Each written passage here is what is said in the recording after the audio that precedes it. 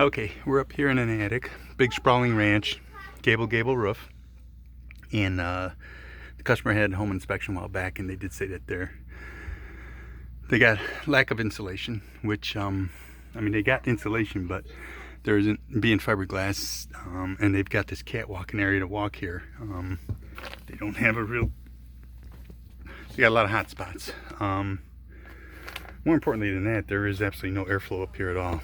There's no entrance there coming in through the soffits. So I don't see any daylight, well, there's a couple of baffles, but even where the baffles are, I don't see any daylight coming through. So we should be able to see some light down there. So what happens is this ridge vent that's here, you can see there's only about a 1/4 inch of space here. This one's almost closed off. So this ridge vent really isn't open enough. We need to cut that back probably about 1 inch on each, the front and the back. It's not too bad on the front, but the ridge vent needs to be opened up or closed off and converted to the proper count of box vents. That would probably get you a little better airflow. So I'm gonna have to do the math on that. But so we've got the insulation all strewed apart about, so we can either come in and balance this off with what I'd recommend doing with a cellulose and getting down into the attic or down into the overhangs here and getting plenty of baffles in there, and possibly getting a good 8 inches of cellulose on top here, taking this fiberglass, and you can see it's stacked up almost 2 foot thick at the end, and they moved it to lay the air conditioning unit. And that is another part of the equation, is to keep, even though these are insulated pipes, in the winter it's going to allow heat to come up, into this area. But right now it is very, very hot, very hot. So I'm gonna have to come across with some ideas here and give them some options to pick and choose from. We got a lot of wires up here. We wanted to make sure, see if these wires are operable. I'm sure the cable wires are, but I don't know what the other ones are. We've got a full exhaust fan somewhere around in the middle of the house, but it doesn't, I don't know if that leads out or if it just goes to that unit. I'm gonna go over there and take a look. Okay, so here's the porch area over here. You can see some daylight coming in through the porch, and believe it or not, just a little bit here, there's just a little bit of coolness, slight air movement through here. They've got a exhaust fan, power exhaust fan, which is commonly thermostatically controlled. So when it gets to a certain temperature, it'll kick on. Well, what it's going to do is air's always going to go by path of least resistance, so it's going to suck the air in from this ridge vent opening, and possibly from down here at this area here, but not throughout the rest of the house.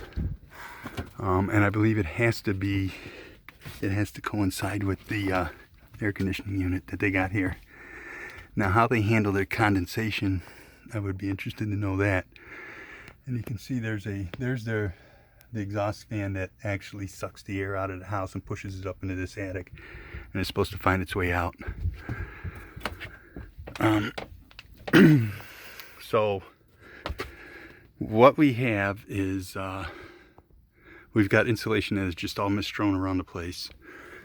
That if they need that full fan unit, that actually should be boxed and coming right maybe through the back of the roof and come out through the roof, not pushing the air into this attic space, because it's doing nothing but taking the moisture of the house and everything and just shoving it right up here, and it's not going to help. And it's an excessive heat loss right there too.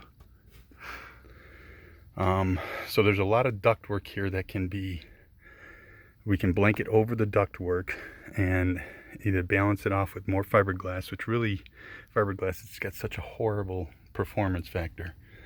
I would say pulling out the fiberglass, the best bet is to pull the fiberglass out and utilize some of the existing just to cover over the ductwork. So we would basically take these ducts that you have here, cover over with fiberglass, and then bring the rest in with cellulose, redo it with a cellulose, and open up all the overhangs, which is going to create, I think, soffit and fascia work too, because they don't have all of them open. And the ridge vent's got to be opened up. It's okay on the front, but not on the back. It's sporadic. Or like I said, the the proper kind of box vents would be suitable. And then you'd probably, our goal is to maintain no more than 5-degree temperature difference between the outside air in this area here. And you do that by your insulation, your venting. But right now, I bet you it's probably about 25 to 30 degrees difference. I think I'm gonna lose about 5 pounds up here. I might as well just stay up here. Come home a different man.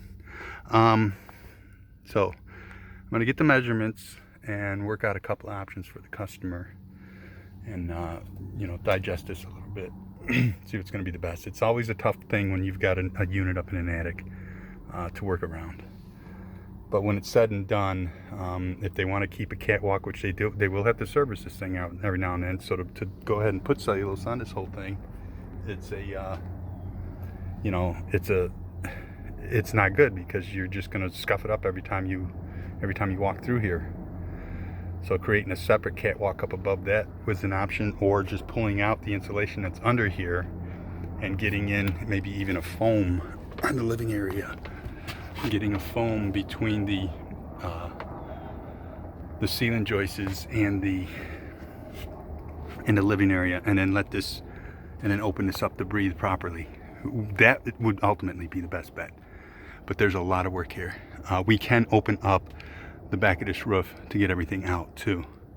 So we actually have a vacuum machine that will actually come in and actually suck this foam or this fiberglass right out of here, and then come in and give them 5.5 to 6 inches of foam on the whole ceiling area, and open up our air passage, and in that way we can get the foam underneath this OSB and not disturb the traffic here.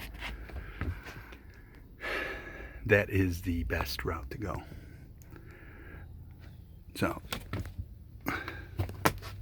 we'll work out some options, and then the possibility of maybe taking some of this, if we wanted to, and utilizing it, putting it over top of the garage area. There is no insulation in the garage area. But every time you put a warm car in there, and every time you open the door to the living area, you're exhausting warmth coming in through there. So we may want to look at doing some protection there. But these are nailed in instead of screwed, but we can pop these up to get this stuff out. But yeah, there isn't anything over here. And then that's it.